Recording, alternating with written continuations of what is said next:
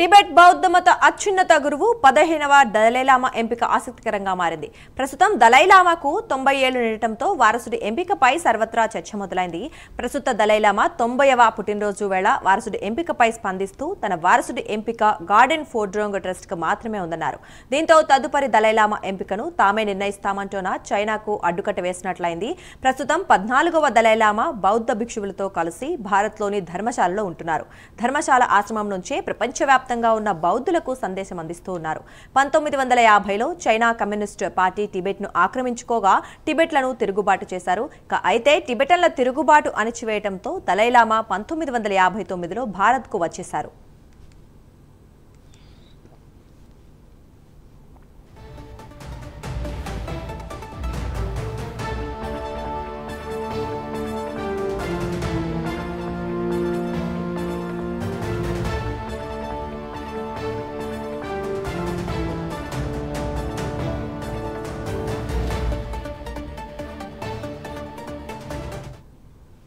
ఇక ఇదే అంశానికి సంబంధించి మరింత సమాచారం మా నేషనల్ బ్యూరో చీఫ్ కళా లైవ్ లో అందిస్తారు. కళా, చెప్పండి, దలైలామా ఎంపికపై అయితే తీవ్ర చర్చ నడుస్తోంది. చైనా ఏమో అధికారం ప్రస్తుత దలైలామాకు లేదంటోంది. వాళ్ళేమో కొత్త దలైలామాను వెతికే ప్రక్రియ కొనసాగిస్తున్నారు. మరి ఏంటి పరిస్థితి? దుర్గా, ఏదైతే 90 సంవత్సరాలు ఈరోజు పూర్తి చేసుకున్నటువంటి దలైలామా వేడుకలు, పుట్టినరోజు వేడుకలు మాత్రం అంగరంగ వైభవంగా దేశవ్యాప్తంగా టిబెట్కి సంబంధించినటువంటి అక్కడ నుంచి వలస వచ్చినటువంటి అందరూ కూడా ఇక్కడ ఢిల్లీలో కూడా స్థిరపడినటువంటి వాళ్ళు చాలామంది వేల మంది ఉన్నారు. వాళ్ళందరూ కూడా ఈరోజు పుట్టినరోజు వేడుకలు ఒకవైపు చేసుకుంటున్నారు. కానీ మరొక వైపు ప్రతిదీ కూడా చైనా అబ్జర్వ్ చేస్తున్నటువంటి సిచ్యువేషన్ అని చెప్పవచ్చు. అయితే మనము ఒక 2-3 నెలల నుంచి కూడా చూస్తూనే ఉన్నాము. దలైలామా తర్వాత వారసుడు ఎవరు అనేటువంటి పెద్ద ప్రశ్న. దీనికి ఖచ్చితంగా చైనా ఉండి, అంటే ఏదైతే వారసుని మాత్రము దలైలామా వారసుని దానికి అంటే ఎన్నుకునేటటువంటి హక్కులు మాత్రము చైనాకే ఉంటుంది అన్నటువంటిది ఒక వాదనను గత కొన్ని నెలలు కూడా వినిపిస్తూ ఉంది. కానీ దీనికి సంబంధించినటువంటిది కేంద్ర మంత్రి కిరణ్ రిజిజు ఒక పోస్ట్ చేయడం జరిగింది. అంటే ఏదైతే దలైలామాకు సంబంధించినటువంటి వారసుడికి పూర్తిగా స్వేచ్ఛ మాత్రము దలైలామాకు మాత్రమే ఉంటుంది, ఎవరికి కూడా ఇందులో జోక్యం చేసుకోవాల్సినటువంటిది ఉండదు అంటూ కేంద్ర మంత్రి కిరణ్ రిజిజు చేసినటువంటి పోస్టుకు చైనా చాలా తీవ్రంగా అంటే వ్యాఖ్యానించింది. దీనిపై అంటే ఏదైతే 17వ శతాబ్దంలో ఏదైతే ఒక ప్రొసీజర్ ఉందో టిబెట్కి సంబంధించినటువంటిది, ఒక టిబెట్కి సంబంధించినటువంటి వారసుని ఎన్నుకునేటువంటి ప్రొసీజర్ ఉందో మేము దాన్ని ఫాలో అవుతాము అంటే గోల్డెన్ బూర్న్ అన్నటువంటి ఒక పద్ధతి ఉంది. దాని పద్ధతి ప్రకారమే దలైలామా వారసుని ఎన్నుకునేటటువంటి ప్రక్రియకు చైనాకే హక్కులు ఉంటుంది అన్నటువంటిది చైనా వాదన.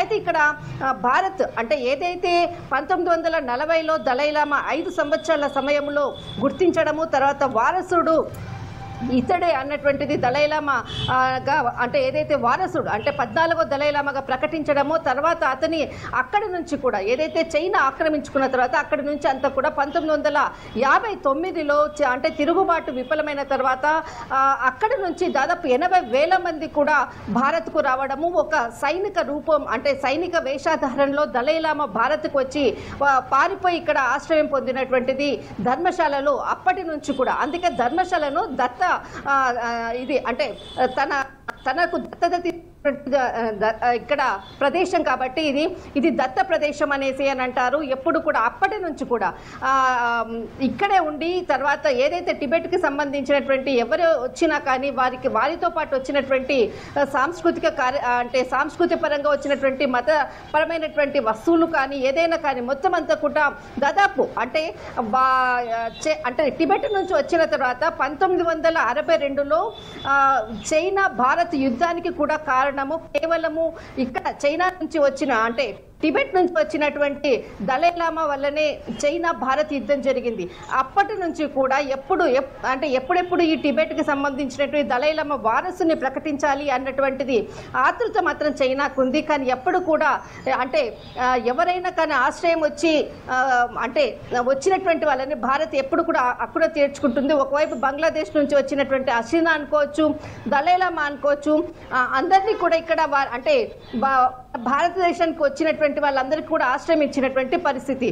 కానీ చైనా ఎప్పుడైతే మనం దలైలామాకు ఆశ్రయం ఇచ్చామో అప్పటి నుంచి కూడా చైనా భారత్పై అంటే అటు పాకిస్తాన్కి కానీ బంగ్లాదేశ్కి కానీ మొత్తం అంతా కూడా ఉసిగొల్పుతూ ఉన్నటువంటిది, ఎప్పుడెప్పుడు ఆ యొక్క ప్రాంతాలన్నింటిని కూడా ఆక్రమించుకోవాలి అన్నటువంటిది మాత్రము ఎప్పుడు కూడా ఆలోచిస్తుంది చైనా. కానీ ఈరోజు ఏదైతే వేడుకలు మాత్రము దాదాపు 15వ టిబెట్కి సంబంధించినటువంటి వేడుకలు దాదాపు గత వారం రోజుల నుంచి కూడా ఇక్కడ అంటే ధర్మశాలలో జరుగుతూ ఉన్నాయి. దీని కొరకు దాదాపు చాలామంది ప్రముఖులు దేశ విదేశాల నుంచి కూడా ఇక్కడ అంటే పుట్టినరోజు శుభాకాంక్షలు చెప్పడము, ప్రధాని నరేంద్ర మోడీ కూడా శుభాకాంక్షలు కూడా దలైలామాకు చెప్పడం జరిగింది.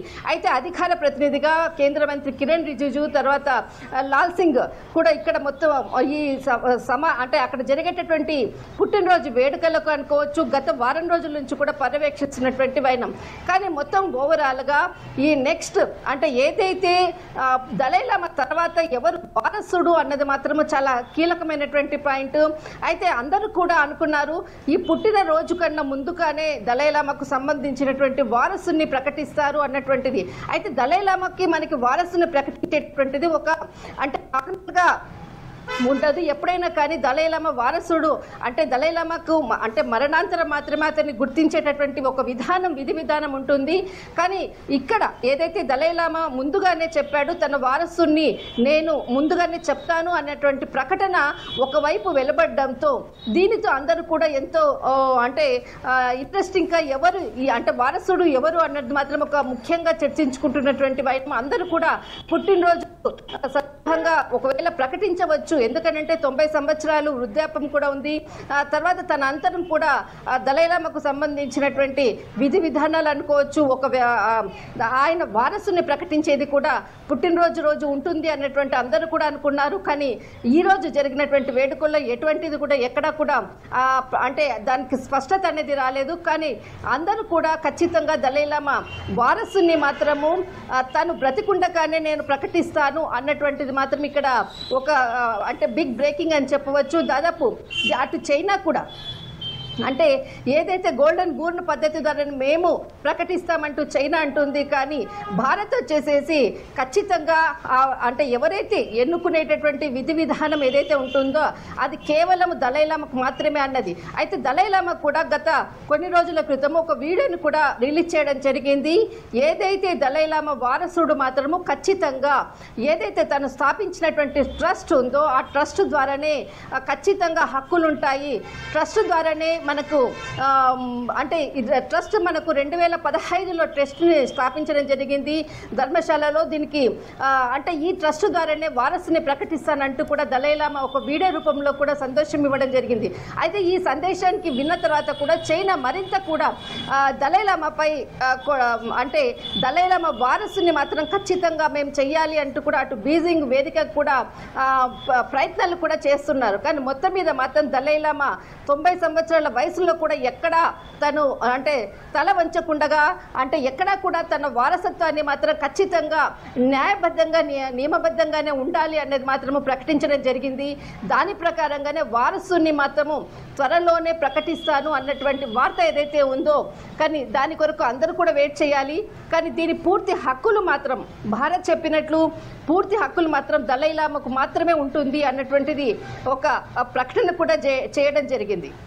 రైట్, థ్యాంక్ యూ కళ.